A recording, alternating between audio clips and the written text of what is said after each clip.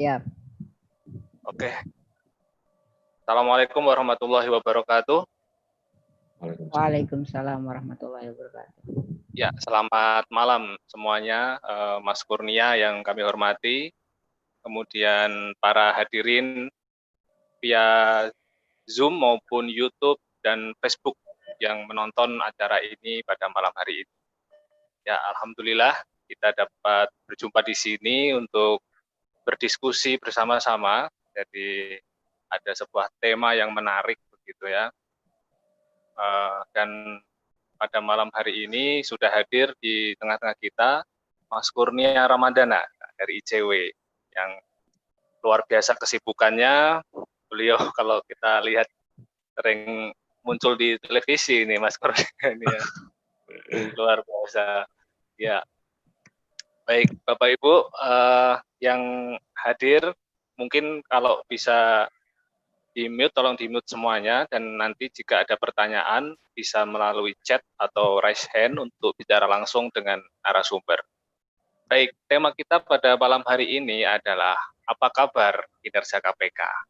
Nah, kita tahu bahwa di akhir 2019 kita dikejutkan dengan munculnya revisi Undang-Undang KPK yang menimbulkan banyak gejolak di masyarakat, demo besar-besaran oleh masyarakat, namun hal itu tidak digubris oleh pemerintah. Akhirnya undang-undang itu pun disahkan. Seiring dengan hal itu, pimpinan KPK yang terpilih juga menuai kontroversi. Banyak yang mensinyalir bahwa pimpinan KPK yang sekarang ini bukan rasa KPK, tapi rasa yang lain, kira-kira. Sehingga dikhawatirkan pada saat itu ke depan KPK tidak lagi menjadi lembaga anti korupsi yang kuat, tajam, dan bergigi.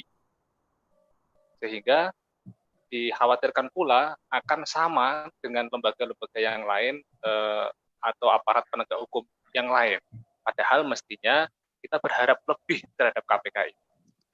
Sehingga penegakan anti korupsi, pemberantasan anti korupsi ini dapat berjalan dengan baik dan kita tidak lagi terus-menerus terkukung dalam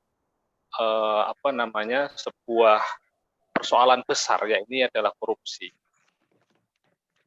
Nah, kalau nggak salah di beberapa bulan yang lalu ICW sudah mengeluarkan rilis begitu ya tentang evaluasi kinerja KPK atau kalau nggak salah raport merah KPK ya, kalau nggak salah itu ya. Nah, ICW telah menilai jauh mana sih kinerja KPK itu setelah adanya revisi undang-undang dan juga pimpinan yang baru ini. Nah, mungkin Mas Kurnia ini juga nanti bisa menyampaikan hal itu dan juga mungkin bisa disinggung sedikit Mas Kurnia terkait dengan dua fenomena yang mungkin mengerikan ya kalau kita lihat, yaitu yang pertama adalah kasus Novel Baswedan yang pelakunya hanya dijatuhi hukuman 2 tahun ya, ada yang 2 tahun, ada yang 1 tahun ya. Kemudian yang kedua adalah kasus koruptor Joko Chandra yang luar biasa itu, kalau orang lihat itu apa gitu, udah mau ketawa tuh sampai nggak tega ketawanya, ketawa sakit itu ya kan, sampai sebegitunya praktek hukum itu dipermainkan dan sebagainya. Baik, silakan Mas Kurnia untuk menanggapi hal itu. Kami persilakan Mas Kurnia. Ya, terima kasih Mas Isa. Selamat malam, Assalamualaikum warahmatullahi wabarakatuh. Sebelumnya saya secara pribadi mohon maaf kepada teman-teman karena sedikit molor waktunya, yang awalnya jam 4 jadi harus kita mulai jam 6:20 karena tadi ada beberapa kegiatan yang tidak bisa juga saya tinggalkan. Yang saya hormati teman-teman yang mengikuti diskusi pada malam hari ini. Saya hari ini akan berbicara banyak soal evaluasi kinerja KPK, sebagaimana yang disampaikan juga oleh Mas Isa tadi, fenomena-fenomena kasus yang belakangan ini menyita perhatian publik begitu. Dan seperti kasusnya Bang Novel, selain dari itu juga ada buronan 546 miliar, yaitu Joko Chandra yang dengan mudahnya bisa lalu lalang datang ke Indonesia. Sebelumnya, agar penjelasan saya lebih sistematis, saya izin untuk share screen. Bisa, Mas Isa? Bisa, Mas. Bisa ya? Oke, saya izin share screen. Terlihat ya, teman-teman? Ya, terlihat, Mas. Oke. Jadi tadi seperti yang Mas Isa sampaikan ya di pembukaan tadi bahwa ICW sekitar 3 atau 4 pekan yang lalu baru melansir evaluasi kinerja KPK dalam kurun waktu Desember 2019 sampai Juni 2020. Kenapa kita ambil bulan Desember? Kami berangkat dari pelantikan pimpinan KPK, yaitu dilaksanakan pada 20 Desember sampai bulan Juni. Ada banyak sekali temuan-temuan kita, sehingga kita tiba pada satu kesimpulan bahwa kita harus memberikan rapor merah kepada KPK. Karena lembaga yang selama ini kita percaya untuk memberantas korupsi tidak lagi perform sebagaimana yang kita harapkan pada tahun 2000-2001 saat pembentukan kelembagaan KPK itu sendiri. Kita mengerjakan ini bersama Transparansi Internasional Indonesia, teman-teman. Jadi kita membagi dua tugas saat itu. ICW mengerjakan bagian penindakan dan juga kebijakan internal, sedangkan Transparansi Internasional menggarap bagian pencegahan. Karena hari ini saya akan berbicara pada dua ranah itu ya, ranah penindakan dan kebijakan-kebijakan internal dari pimpinan KPK. Memang tidak bisa kita kesampingkan, teman-teman. Rapor merah itu berangkat dari dua kejadian penting pada tahun 2019 yang lalu. Yang pertama, proses seleksi pimpinan KPK yang menuai banyak sekali kritik dari masyarakat karena calon yang dihasilkan tidak sesuai dengan ekspektasi publik dan ekspektasi KPK secara kelembagaan. Selain dari itu, proses revisi Undang-Undang KPK, yang mana legislasi itu telah melululantahkan kewenangan KPK sehingga KPK tidak lagi berdaya sebagaimana KPK seperti sedia kala, begitu. Sehingga kita mengajukan uji formil sekarang ke Mahkamah Konstitusi dengan harapan MK membatalkan proses pengesahan Undang-Undang Nomor 19 Tahun 2019, begitu. Saya ingin masuk pada poin-poinnya, teman-teman. Saya next di bagian ini, latar belakang, metodologi ini, kinerja sektor penindakan. Banyak sekali catatan, teman-teman, soal penindakan KPK. Mulai dari jumlah tangkap tangan yang merosot tajam. Teman-teman bisa cek di sini ada bagannya. Ini tangkap tangan KPK 1 sampai 15 Juni dalam kurun waktu 2016 sampai 2020. Bisa dilihat chart-nya seperti apa? 2020 hanya 2 saja mereka melakukan tangkap tangan. Berbeda tahun 2019 mencapai 7, 2018 13, 17 ada 5, dan 16 itu 8. Dua ini pun hanya satu yang tidak ada kontroversialnya, yaitu kalau tidak salah OTT Bupati Sidoarjo. Sedangkan OTT pembuka kepemimpinan Firly Bahuri ini dibuka dengan kasus Harun Masiku, Wahyu Setiawan, Komisioner KPU, yang sampai hari ini keberadaan Harun Masiku pun tidak bisa kita ketahui, dan KPK pun rasanya tidak punya kuasa untuk meringkus yang bersangkutan. Itu catatan kritis kita pertama. Lalu yang kedua, menghasilkan banyak buronan. Teman-teman, sejak Firly dilantik, praktis ini adalah rezim kepemimpinan KPK yang paling banyak memproduksi buronan. Ini kita mencatat setidaknya ada 5, teman-teman. Ada Harun Masiku, Nur Hadi, Reski, Hiendra Sunjoto, Samintan. Ini 5 buronan yang diproduksi di era Firly Bahuri, walaupun 2 diantaranya, Nur Hadi dan Reski, sudah ditangkap oleh KPK. Namun kami memberikan poin yang cukup serius dalam bagian ini. Walaupun kita tidak menafikan ada buronan-buronan lain, akan tetapi memang dalam kurun waktu 6 bulan menghasilkan 5 buronan, saya rasa itu bukan prestasi membanggakan ya, justru itu adalah ketidakmampuan KPK untuk menghitung resiko apakah orang ini akan melarikan diri atau tidak. Begitu. Itu poin keduanya, teman-teman. Poin ketiganya, tidak menyentuh perkara besar. Praktis KPK era Firly ini tidak pernah mengungkap atau mengupdate kepada masyarakat ada pengembangan kasus-kasus begitu. Sebut saja misalnya kasus KTP elektronik. Kerugian negaranya 2,3 triliun, teman-teman. Ada kasus BLBI, kerugian negaranya 4,58 triliun. Bayangkan dalam kasus IKTP itu, kalau saya tidak salah, dalam dakwaan Irman dan Sugiharto, ada 2 terdakwa awal IKTP itu disebutkan puluhan politisi diduga menerima atau mendapatkan manfaat dalam proyek kejahatan ini. Namun tidak ada tindak lanjutnya di KPK era Firly ini.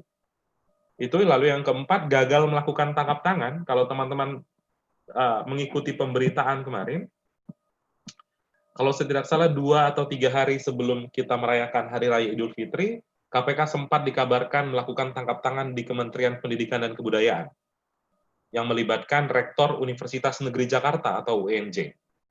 Sudah jelas sekali dalam rilis yang dikeluarkan oleh Deputi Penindakan bahwa ada dugaan keterlibatan dari Rektor UNJ mengumpulkan dana dari fakultas-fakultas untuk menyuap atau memberikan THR kepada pegawai Kementerian Pendidikan dan Kebudayaan. Namun, rilis itu dibantah oleh KPK sendiri beberapa jam kemudian. KPK berdalih tidak ada unsur penyelenggara negara dalam kasus ini. Padahal berdasarkan Undang-Undang Nomor 28 tahun 99 jelas sekali bahwa rektor itu adalah masuk pada rumpun penyelenggara negara. Sehingga kami berkesimpulan harusnya rektor UNJ bisa dijerat dalam perkara ini. Nasib perkara ini sekarang berada di kepolisian. Dan teman-teman ketahui bahwa perkara ini sudah dihentikan di tahap kepolisian. Begitu. Jadi semakin janggal saja proses penegakan hukum kita hari ini, teman-teman. Nah, selain dari itu, teman-teman, gagal melakukan tangkap tangan, ada juga poin soal sengkarut penanganan perkara, yaitu dalam kasus Harun Masiku, yang mana sampai hari ini keberadaan yang bersangkutan tidak kita ketahui, teman-teman. Sempat ada silang pendapat saat itu antara Kementerian Hukum dan HAM dan masyarakat. Kalau saya pribadi nih ya, kalau anekdotnya, saya berkesimpulan lebih baik investigasi yang dilakukan oleh Tempo daripada investigasi yang dilakukan oleh negara. Karena Menkumham dan Dirjen Imigrasi terbukti berbohong saat mengabarkan kasus Harun Masiku kemarin. Dalam konteks KPK, sudah terang benderang Harun berada di Indonesia, tapi KPK enggan untuk meringkus yang bersangkutan. Bahkan ada pemberitaan tim yang menangani kasus Harun Masiku ini diganti oleh Firly Bahuri.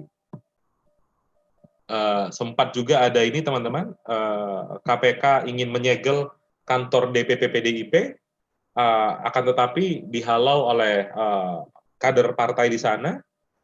Dan logikanya, kalau kita ingin menyegel itu kan di tahap penyelidikan. Kalau teman-teman ada yang berasal dari Fakultas Hukum, kalau sudah masuk di penyidikan, maka penyegelan yang gagal itu sudah pasti akan berubah menjadi tindakan penggeledahan.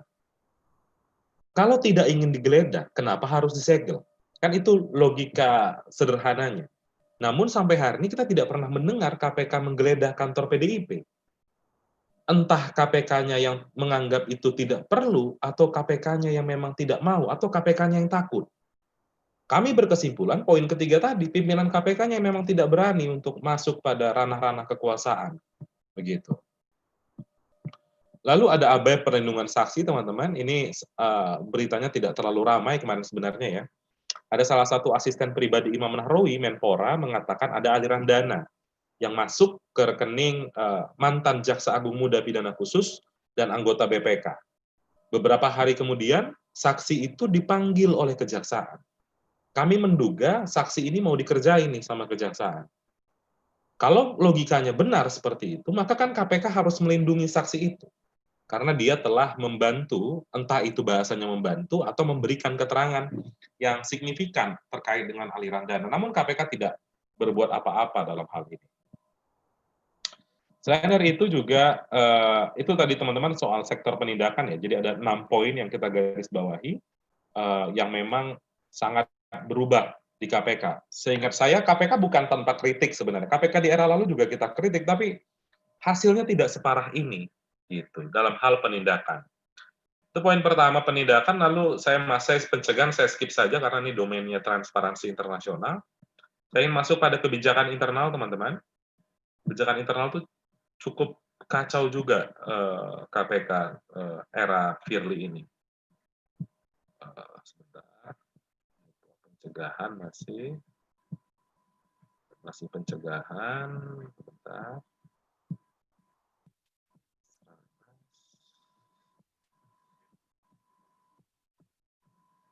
Ini kinerja internal.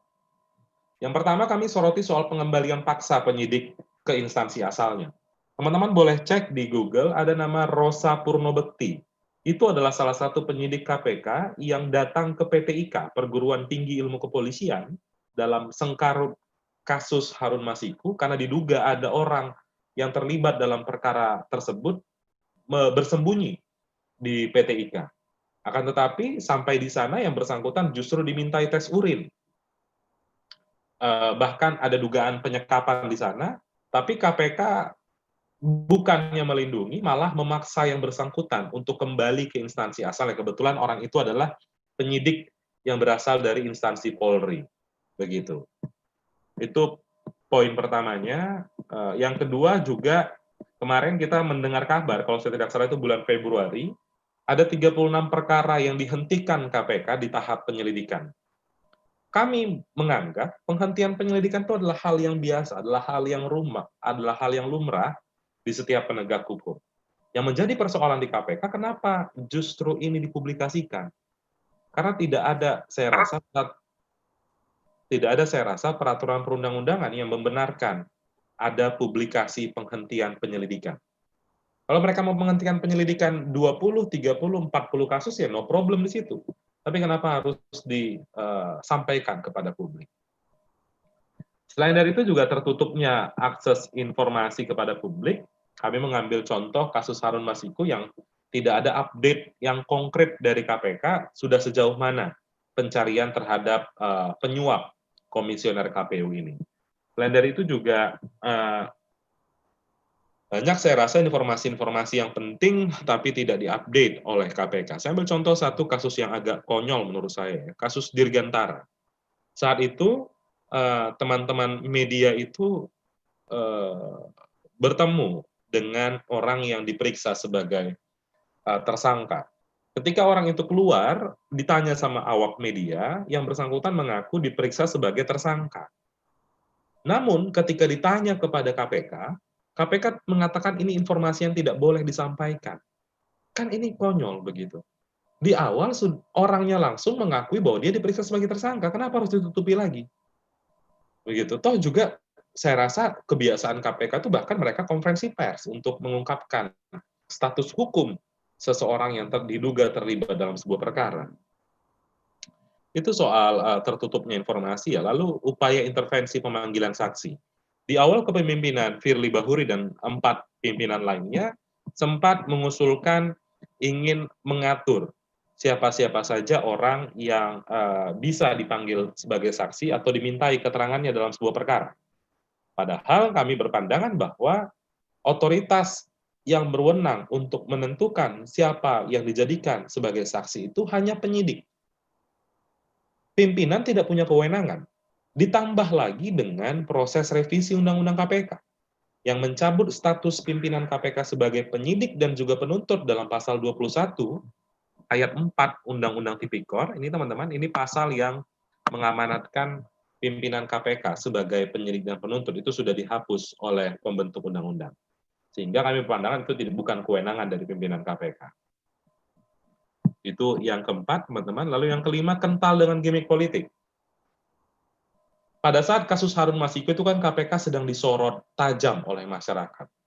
Teman-teman tahu apa yang dibuat oleh pimpinan KPK? Pimpinan KPK, Komjen Firly Bahuri ini mengundang media ke KPK untuk menunjukkan kebolehannya memasak nasi goreng. Dia berpakaian itu sebagai koki dan memberikan tips bagaimana memasak nasi goreng yang baik. Ini kan gimmick-gimmick politik yang harusnya tidak ada di KPK. Selain dari itu, kita bisa melihat juga yang bersangkutan bisa tiba-tiba berangkat ke daerah asalnya, Palembang, lalu mengendarai helikopter mewah. Kalau saya tidak salah itu jenisnya itu Helimousine. Jadi ada salah satu jenis helikopter yang kalau saya tidak salah itu 1 jam itu 20 juta bayarannya. Tapi yang bersangkutan dengan PD-nya, dengan bangganya mengendarai helikopter tersebut. Itu pun lagi diusut oleh Dewan Pengawas karena kami berpandangan itu merupakan pelanggaran kode etik. Karena yang bersangkutan menunjukkan hidup yang hedonis di KPK. Selain dari itu, yang teman-teman penting untuk ketahui, sekarang teman-teman, hampir setiap bulan, setiap ada hari peringatan, itu Firly Bahuri selalu mengirimkan broadcast kepada wartawan dengan membuat rilis. Kita kan berharap pimpinan KPK itu mengupdate bagaimana kinerja KPK, yang mungkin tidak terpublikasikan dengan baik oleh juru bicara. Tapi teman-teman, yang dia buat rilis itu adalah rilis memperingati yang pertama, Hari Donor Darah Internasional. Yang kedua, Hari Buku Nasional. Hari Media Sosial Nasional. Dia juga sempat membuat rilis Hari Ibu. Dia sempat membuat rilis Hari Keadilan Internasional yang sebenarnya tidak ada urgensinya yang bersangkutan membuat rilis itu. Justru malah diolok-olok oleh masyarakat. Karena tidak tepat dan tidak ada sense of crisis dari diri pimpinan KPK. Itu kami menganggap, bahkan ketika kemarin teman-teman ya, pada saat heboh COVID-19, Firly itu sempat menemani Menteri Sosial untuk mengantar langsung bansos ke warga-warga. Ini kan bukan pekerjaan KPK gitu loh. Bahwa KPK fungsi monitoring kerja pemerintah, iya.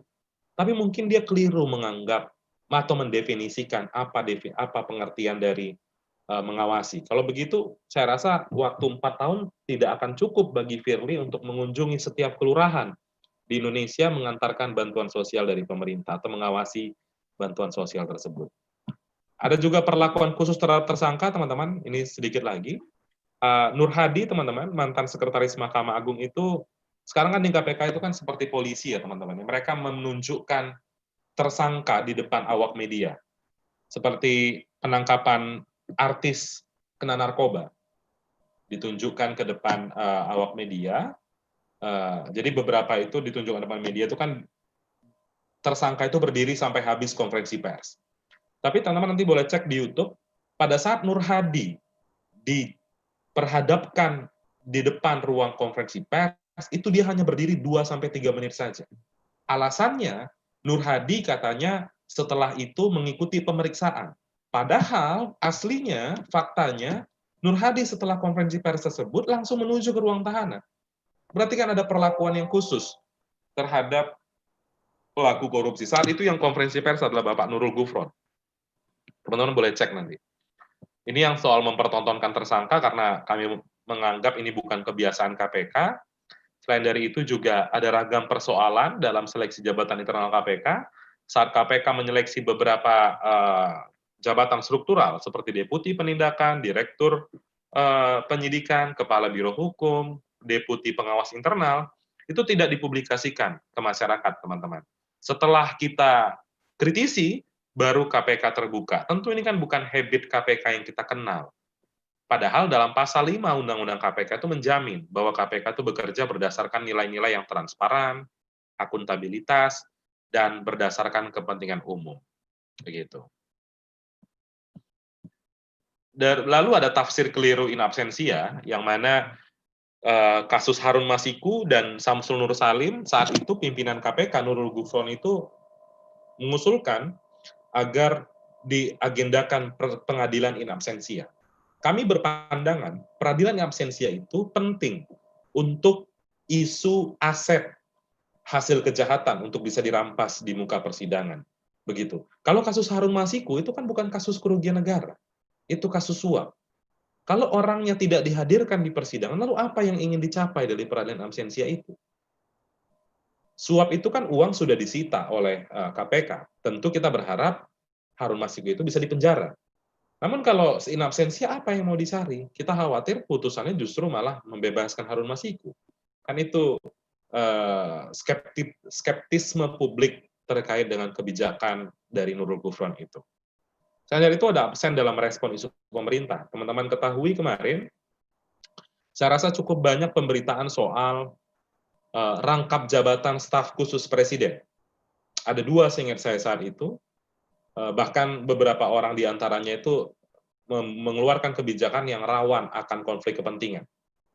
Kalau kita satu frekuensi bahwa konflik kepentingan itu adalah anak tangga menuju tindak pidana korupsi, harusnya kan KPK yang bersuara paling lantang untuk mengingatkan Presiden agar memilih orang-orang yang benar-benar independen dalam mengeluarkan kebijakan yang berstatus sebagai staf khusus.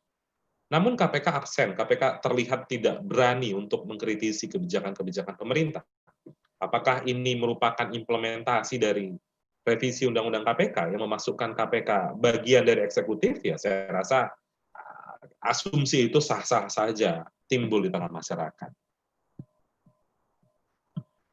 Lalu ada transisi status pegawai jalan di tempat, yang mana KPK sekarang kan sudah tidak lagi menjadi pegawai independen, ya, tapi masuk dalam rumpun aparatur sipil negara atau ASN. Namun faktanya hari ini juga status itu atau perkembangan untuk menuju status ASN itu tidak jelas dipikirkan oleh pemerintah. Itu teman-teman 11 soal catatan kebijakan internal KPK. Ya, pada akhirnya kita kesimpulannya ya kita harus memberikan rapor merah atau remedial atau mungkin tidak lulus bagi KPK era Komjen Firly Bahuri ini. Lalu dua isu terakhir singkat saya mungkin bisa komentar, nanti kita bisa perbanyak di diskusi. Kasus novel teman-teman, yang mana menyita perhatian publik yang luar biasa besar. Kami berpandangan bahwa ini bukan serangan terhadap novel semata, akan tetapi ini serangan bagi Komisi Pemberantasan Korupsi dan serangan kepada kita semua yang masih peduli untuk menciptakan negeri yang bebas dari kejahatan korupsi. Kami berpandangan bahwa dua orang terdakwa itu sebenarnya bukan orang yang menyerang novel, itu hanya orang yang disiap-siapkan saja oleh beberapa kelompok untuk menutupi aktor penyerangan, untuk menutupi motif kejahatan, untuk menutupi dalang intelektual di balik kejahatan ini. Kami menganggap putusan 1 tahun 5 bulan dan putusan ini ada yang coret atau Ada. Oke. Kayaknya ada yang masuk nih. Soalnya kemarin diskusi juga kayak gitu, tiba-tiba ada yang coret layarnya, teman-teman. Oke, kita lanjut aja. Mudah-mudahan orang yang masuk ke diskusi ini bisa mendengar ya, bahwa kejahatan itu memang sengaja untuk menutupi aktor intelektual di balik serangan terhadap novel, yang mana memang aktor itu kan aktor kuat, ya, aktor di balik kekuasaan,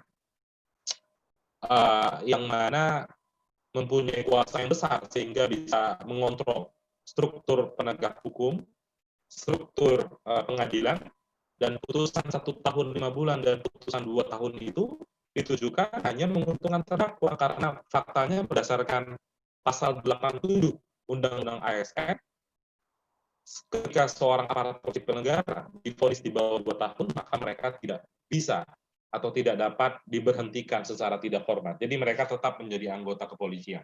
Dan ada potensi rawan konflik kepentingan di sana, ketika kuasa hukumnya justru orang yang pernah menyidik kasus novel, yaitu Irjen Rudi Herianto. Itu yang kita kritisi, teman-teman, dan banyak sekali barang bukti yang kita duga dihilangkan oleh beberapa kelompok tertentu, sehingga peradilan kemarin menuju ke peradilan sesat. Kita tiba pada kesimpulan itu. Dan pesan moral dalam kasus novel itu, kalau kita semua orang yang berani, orang yang peduli dengan pemberantasan korupsi, maka dapat dikatakan negeri ini bukan negara yang aman bagi kita semua. Lalu Joko Chandra pun seperti itu, dia dengan mudahnya bisa lalang di Indonesia.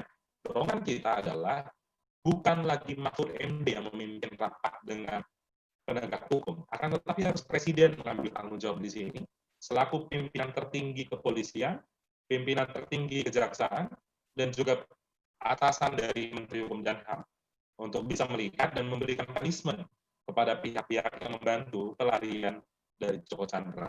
Dan kita mengkritisi hari ini pengadilan masih saja membuka ruang untuk menunda persidangan, padahal formilnya saja sudah menjadi persoalan. Joko Chandra tidak datang di persidangan, harusnya PK peninjauan kembali itu kan bisa ditolak oleh majelis hakim. Itu mungkin Mas Bisa, sebagai awal nanti bisa kita sambung di diskusi. Begitu. Terima kasih, selamat malam, assalamualaikum warahmatullahi wabarakatuh. Waalaikumsalam warahmatullahi wabarakatuh. Baik, terima kasih Mas Kurnia atas paparannya. Mohon maaf tadi ya sedikit terganggu, mungkin ada yang mencoret atau siapa tadi ya. Dan di akhir-akhir tadi suara Mas Kurnia agak terputus tadi, Oke. agak terputus, agak putus-putus nyambung gitu. Baik, teman-teman sekalian, bahwasanya eh, upaya kritik terhadap KPK adalah bentuk dari kasih sayang kita kepada KPK dan harapan besar kita kepada KPK sebagai lembaga penegak hukum untuk kita tahu kan bahwa awal-awal KPK itu hukum ya.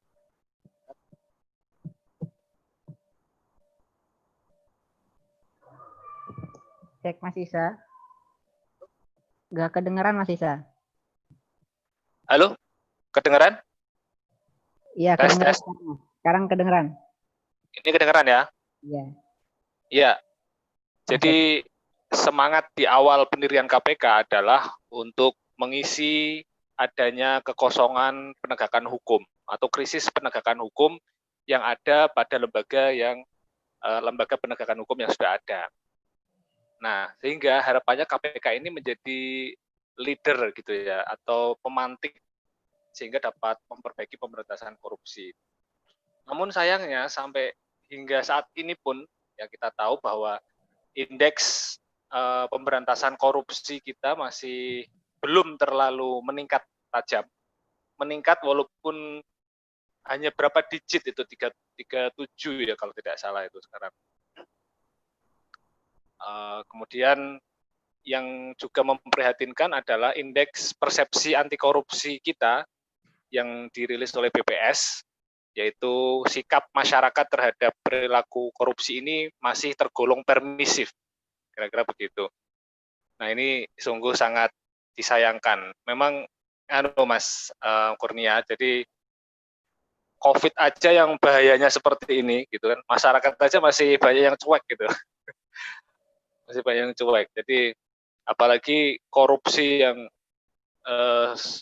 seperti ini juga kenyataannya masyarakat juga belum melihat ini menjadi persoalan yang berbahaya begitu, sehingga kita mudah lupa termasuk tadi kasus-kasus atau tontonan-tontonan seperti Harun Masiku, kemudian Novel, kemudian Joko Chandra mungkin juga akan dianggap masyarakat sebagai hal biasa. Ini juga jadi permasalahan. Baik, kalau sebelum kita ke sesi tanya jawab, saya ingin bertanya sedikit kepada Mas Kurnia. Halo Mas Kurnia, masih bisa mendengar ya? Masih, Mas, masih. Oke, ada anggapan bahwa munculnya Firly Bahuri ini adalah, ada yang bilang KPK rasa Polri gitu ya, kira-kira begitu ya. Ada yang bilang seperti itu, KPK rasa Polri. Padahal kita tahu ya bahwa tidak banyak, mungkin hanya berapa orang petinggi Polri yang berhasil ditangkap atau korupsi yang diungkap di tubuh Polri itu hanya berapa kecil sekali mungkin ya. Nah, kemudian apakah ini juga menjadi persoalan serius ketika lagi-lagi KPK yang mestinya dia berada di depan untuk memimpin pemberantasan korupsi ini justru malah berada di bawah kekuasaan dalam hal ini mungkin Polri ataupun yang lainnya, ataupun politisi. Bagaimana Mas Kurnia? Ya, sejak awal kami sudah mewanti-wanti sebenarnya agar Firly Bahuri itu harus berhenti sebagai anggota kepolisian. Mengapa? Agar tidak terjadi konflik kepentingan di sana. Bagaimana mungkin publik akan percaya yang bersangkutan ke depan objektif menangani perkara ketika dugaan pelakunya berasal dari instansi kepolisian? Mas Isa dan teman-teman semua, di Amerika itu terkenal dengan istilah the blue wall of silence. Itu istilah di kepolisian Amerika yang memang ketika ada petinggi kepolisian terlibat praktik rasuah atau terlibat praktik korupsi, maka rekan sejawatnya berbondong-bondong untuk memasang badan agar yang bersangkutan tidak dijerat oleh hukuman. apakah the blue wall of silence menjadi representasi dari Firly Bahuri di KPK? Yaitu saya rasa pendapat yang mungkin masuk akal karena yang bersangkutan itu kekeh bersikeras tidak mau mundur dari kepolisian. Selain dari itu, benar kata Mas Isa tadi, beberapa kasus mencuat dari oknum kepolisian di KPK. Ada kasus Joko Susilo, simulator SIM saat itu, dan juga ada kasus Budi Gunawan yang ditetapkan tersangka oleh KPK karena terlibat dalam kasus transaksi yang mencurigakan, begitu. Dan ini terbukti teman-teman semua pada tanggal 1 Juli kemarin. Pada saat Hari Bayangkara atau Hari Ulang Tahun Kepolisian, Firly Bahuri itu mengadakan acara khusus di KPK. Dia memotong tumpeng di KPK, rasanya dia lupa bahwa itu bukan kantor kepolisian, tapi kantor KPK. Ya, ini yang kita khawatirkan sebenarnya ketika yang bersangkutan tidak segera mundur dari instansi kepolisian. Ya bisa saja dia ingin mengincar jabatan tertentu di instansi kepolisian sehingga dia tidak mau mundur. Itu kan asumsi-asumsi yang timbul di tengah masyarakat. Dan ini juga sekaligus bertolak belakang. Karena KPK itu kan pada dasarnya diciptakan untuk menjadi lembaga negara independen. Independensi di sini bukan hanya sekedar independensi kelembagaan. Akan tetapi independensi pegawai KPK tak terkecuali 5 orang pimpinan KPK. Jadi harusnya memang kita no problem dari instansi manapun yang menjadi pimpinan KPK, sepanjang yang bersangkutan dapat komitmen untuk menjadi warga sipil biasa saat yang bersangkutan menjabat sebagai pimpinan KPK. Itu mungkin Mas Isa jawabannya. Kalau untuk Dewan Pengawas, bagaimana Mas? Apakah ICW juga melihat fungsi Dewan Pengawas ini sudah berjalan sebagaimana mestinya? Padahal di situ kita juga lihat ada Pak Artejo yang kita tahu bahwa beliau cukup sangat berintegritas begitu ya, dan nama-nama yang lain gitu. Menurut Mas Kurnia bagaimana? Iya, kalau Dewan Pengawas itu kita sering mengibaratkan seperti ini, Mas. Seperti tudung makan, tudung saji, penutup makanan yang sangat bagus, yang sangat mahal, sangat berkilau begitu, akan tetapi makanan yang di dalam tudung saji itu sudah makanan basi. Jadi itu hanya packagingnya saja yang bagus. Kita tidak meragukan sedikit pun integritas dari 5 orang Dewan Pengawas. Akan tetapi mereka berada pada posisi yang salah. Right man on the wrong place gitu. Jadi tempatnya salah. Karena KPK pada dasarnya sistem pengawasannya bukan dengan kelembagaan baru seperti saat ini, tapi dengan sistem. Bagaimana dengan sistemnya? Misalnya dengan deputi pengawas internal dan pengaduan masyarakat. Saya ambil contoh Mas Isa, lembaga negara mana yang pernah menjatuhkan sanksi etik terhadap pimpinan tertingginya? Kalau bukan KPK. Abraham Samad, Saur Situmorang, pernah diperiksa dan dijatuhi pelanggaran kode etik tanpa ada kelembagaan Dewan Pengawas. Kalau sekarang kita lihat memang apa fungsi Dewan Pengawas yang konkret dilihat oleh masyarakat. Berbagai problematika internal tadi yang sudah saya sampaikan, tidak pernah dijatuhi sanksi oleh Dewan Pengawas, padahal itu sudah terang benderang pelanggarannya. Jadi ya terlihat bagaimana buruknya legislasi Undang-Undang KPK baru. Gitu, Mas Isa. Baik. Bagi yang nonton mungkin ada yang bertanya, sepertinya ada yang raise hand ya, Suaranya kecil, Mas Isa. Mungkin ada yang bertanya atau bisa melalui chat atau raise hand. Tadi sepertinya ada yang raise hand. Monggo kami persilakan jika ada yang bertanya bisa langsung melalui chat maupun bisa raise hand. Baik, Mas Kurnia, kalau di akhir 2019 juga itu ada Perpres mengenai Stranas. Jadi kalau nggak salah itu mengubah strategi nasional pencegahan korupsi yang kalau nggak salah tahun 2000 berapa ya, 2004 atau berapa saya lupa, terus diubah lagi di tahun 2011 itu yang menggabungkan antara Kemendagri, Bappenas, kemudian KPK sendiri. Gitu ya. Itu menurut Mas Kurnia bagaimana? Apakah itu akan membuat pemberantasan korupsi semakin efektif atau bagaimana? Iya, iya, sekarang itu Mas Isa dan teman-teman yang belum terlihat itu adalah political will, pemberantasan korupsi kita seperti apa, begitu. Jadi bisa-bisa saja mungkin Seranas itu adalah kebijakan yang baik ya untuk mensinkronisasi dan membenahi beberapa hal terkait dengan birokrasi, penganggaran, dan juga ada soal juga penegakan hukum di sana. Akan tetapi memang kalau tidak ada guideline yang jelas dari presiden, mau seperti apa pemberantasan korupsi ini, hal-hal itu kan harapannya menjadi subsistem ya, supporting system untuk menuju pemberantasan korupsi yang lebih efektif. Kalau perangkat hukum terkait dengan pemberantasan korupsi tidak dimaksimalkan oleh pemerintah, maka supporting system ini hanya sekedar menyentuh sampai setengah persoalannya saja. Tapi proses penindakannya terganggu, lembaganya juga menjadi masalah, penegak hukum kita pun masih carut-marut saat ini, terlihat kasus Joko Chandra, kepolisian dan kejaksaan pun hampir sama, imigrasi pun seperti itu. Jadi tidak terlihat memang apa blueprint dari pemerintah untuk pemberantasan korupsi seperti apa, gitu loh. Karena faktanya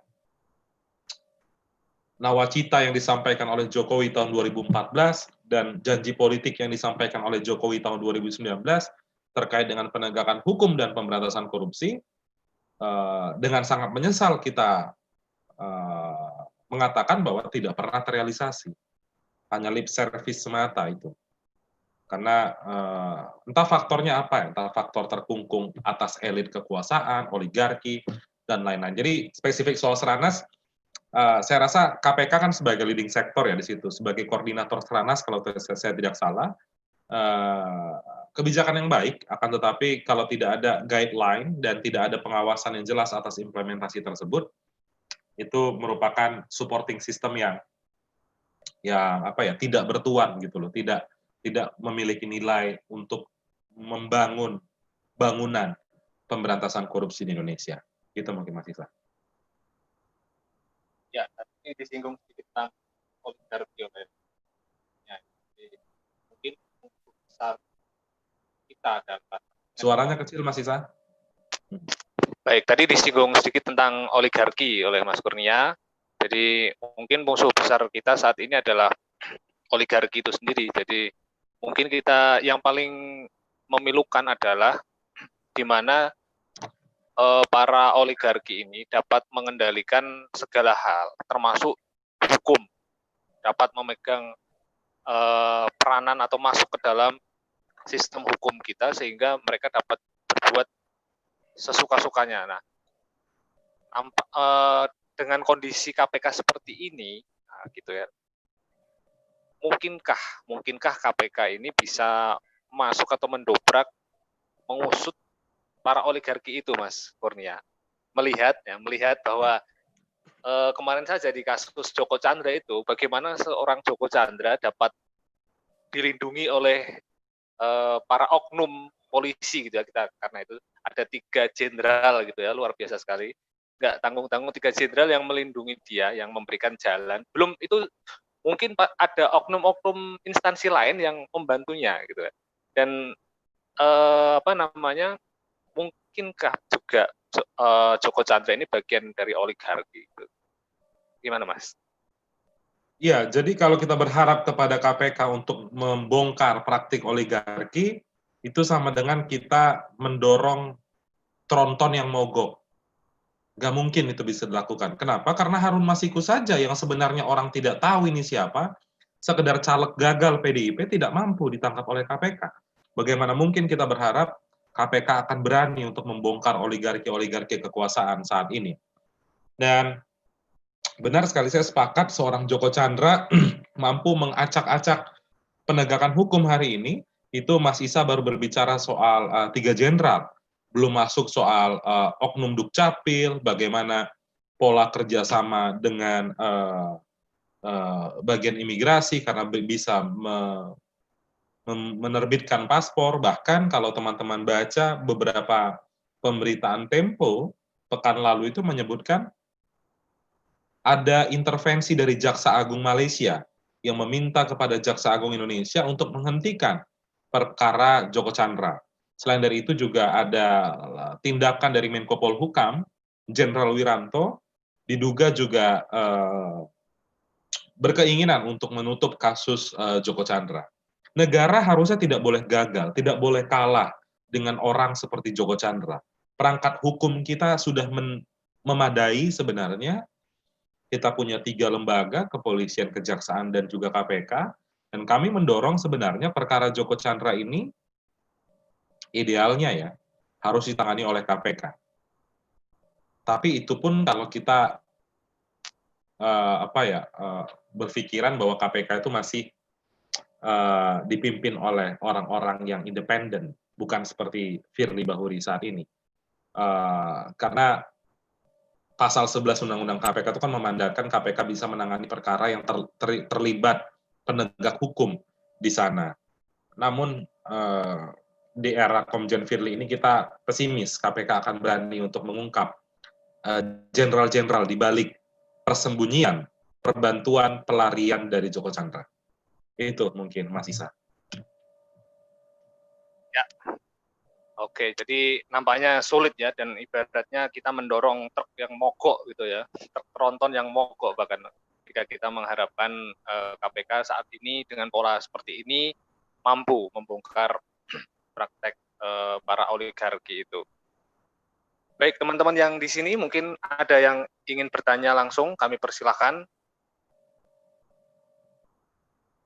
Ya, ini mungkin ada yang memberikan semangat untuk teman-teman ICW dari Irfan Bangkawi, titip semangat untuk ICW, moga-moga tetap istiqomah menyuarakan kebenaran dan keadilan.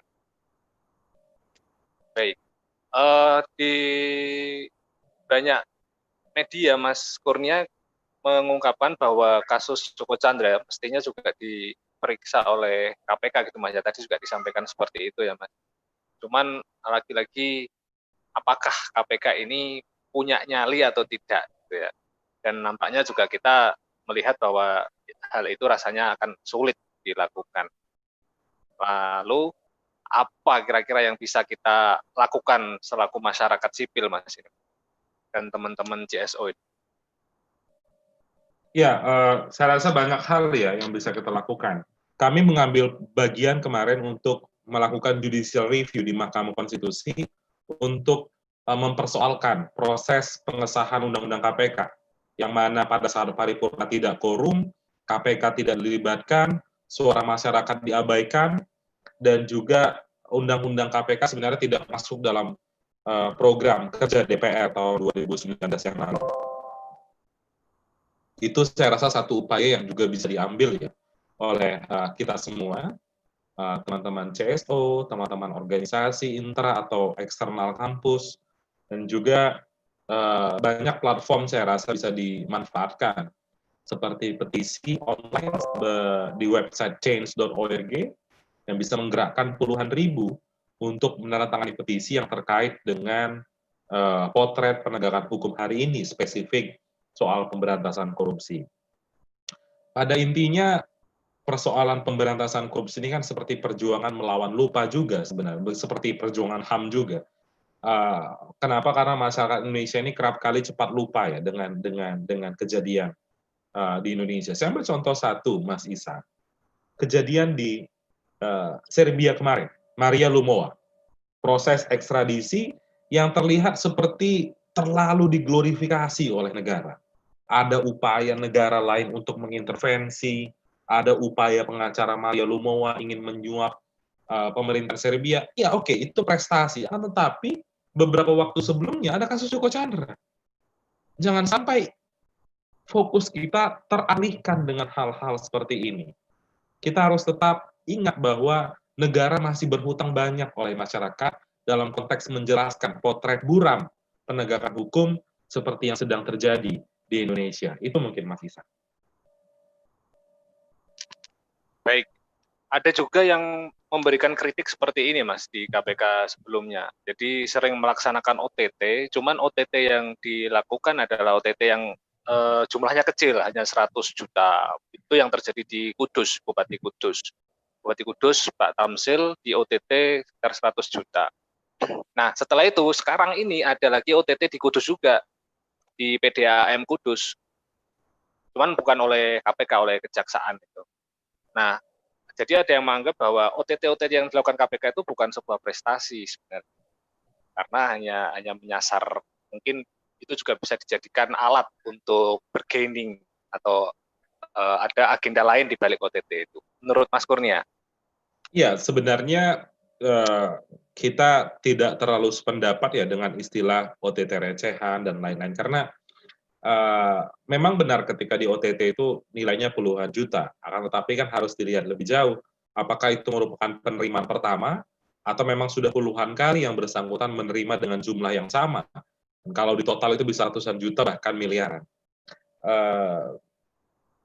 Dulu itu sempat ada, Mas, OTT jaksa, saya rasa nilainya cuma puluhan juta. Lalu ada beberapa oknum jaksa yang menulis di papan tulis dan memperlihatkan di hadapan kamera, mengatakan itu OTT recehan. Setiap OTT sebenarnya itu bernilai penting. Kenapa? Karena kalau OTT 5 juta kepada hakim, kenapa itu menjadi penting? Karena suap itu dilakukan terhadap penegakan hukum. Suap itu diberikan kepada seorang wakil Tuhan, seperti hakim yang menjadi penentu keadilan banyak perkara. Begitu. Namun yang jadi persoalan hari ini bukan soal nilai OTT-nya, akan tetapi bagaimana proses penuntasan perkara itu. Apakah sebenarnya OTT bernilai kecil itu hanya berhenti pada jabatan tertentu, tidak bisa naik ke oknum-oknum petinggi kepala daerah misalnya. Misalnya terkait juga kasus Harun Masiku, jumlahnya kan tidak terlalu besar, hanya 900 juta. Kalau hitung-hitungan KPK kan, KPK biasanya menangani suap itu yang miliaran dan lain-lain. Tapi yang jadi penting adalah behind the scene kasus itu terkait dengan proses pemilu, pergantian antar waktu. Bagaimana mungkin kasus ini bisa kita biarkan ke depan? Saya rasa calon anggota legislatif yang berintegritas, yang mendapatkan posisi nomor 1 suara di daerah tersebut bisa dengan mudah diganti dengan dalih PAW yang dibumbui dengan politik uang yang diberikan kepada unsur penyelenggara pemilu seperti KPU. Itu mungkin Mas Isa. Baik, terima kasih Mas Kurnia. Ini terakhir sebelum kita akhiri, saya ingin bertanya tentang prediksi nih Mas Kurnia. Jadi kalau kemarin IPK indeks persepsi korupsi kita naik ya, kita naik berapa digit itu. Nah untuk tahun ini kira-kira nih dengan kondisi seperti ini akan naik atau akan turun ini? Karena ICW juga terlibat ya Mas dalam penentuan IPK ya. Oh, enggak, ICW nggak terlibat, tapi yang terlibat adalah Transparansi Internasional ini. Itu organisasi yang sering sekali berjejaring dengan ICW.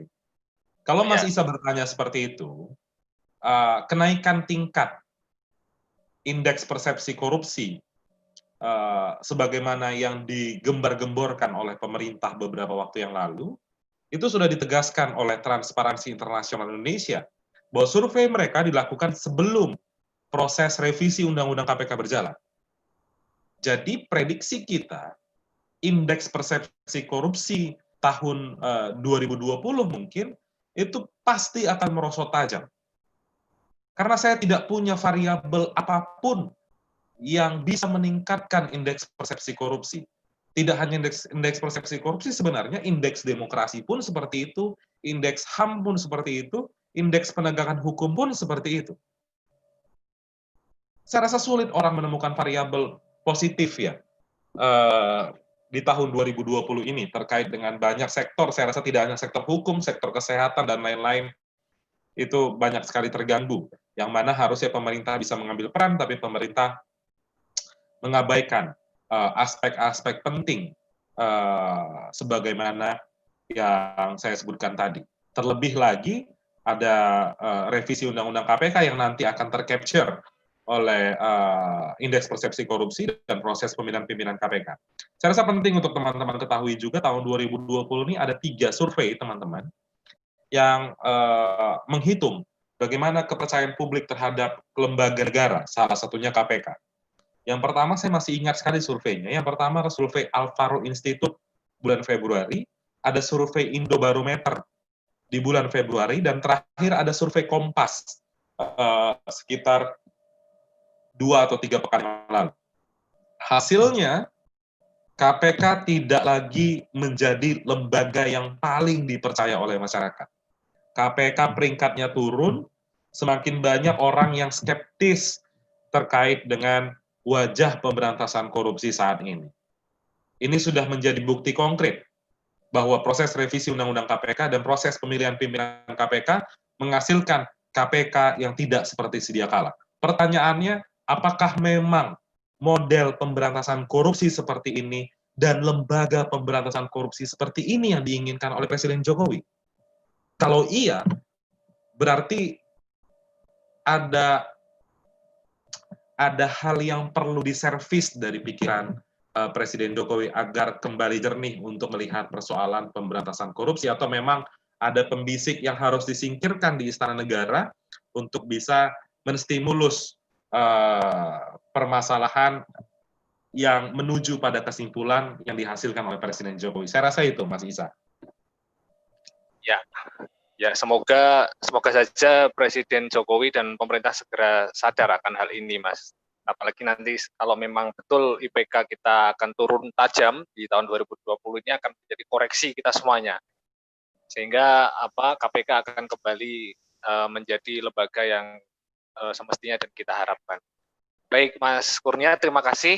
Ini mohon maaf waktunya kita juga terbatas karena setelah ini akan ada siaran lagi dengan Ketua Wilayah Muhammadiyah Jawa Tengah. Dan terima kasih kepada teman-teman yang sudah menyimak diskusi ini melalui YouTube, melalui Facebook, dan yang hadir langsung di Zoom ini. Dan mohon maaf, tadi memang mestinya kita mulai jam 4 sore, tadi sudah banyak Mas Kurnia yang sudah... Mohon maaf, Mas Isa. Iya, siap. Tadi udah banyak yang akan mudah-mudahan gabung. Bisa dilihat di YouTube nanti. Ya, siap. Dan semoga bisa silaturahmi lagi, Mas. Baik, Kita, baik Mas Isa. dengan IMM Kota Semarang dan CW. Baik, terima kasih diskusi kita pada malam hari ini, bahwa kritik terhadap KPK yang kita lakukan adalah bagian dari kepedulian kita dan rasa percaya dan harapan yang sangat besar terhadap KPK dalam rangka memberantas korupsi di Indonesia ini yang makin hari makin tidak jelas. Tadi dikatakan bahwa makin permisif, kemudian kepercayaan KPK terhadap KPK menurun dan sebagainya.